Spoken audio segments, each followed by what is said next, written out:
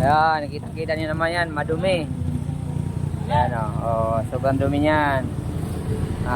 I-engine wash natin yan. Ayan o. Sa mga nagsasabing hindi pwedeng mabasa yan, pwede yan. Ayan, binugana natin ang ano yan, tubig, pressure washer. Kung di man umandar yan, ibig sabihin nun, may problema yung unit.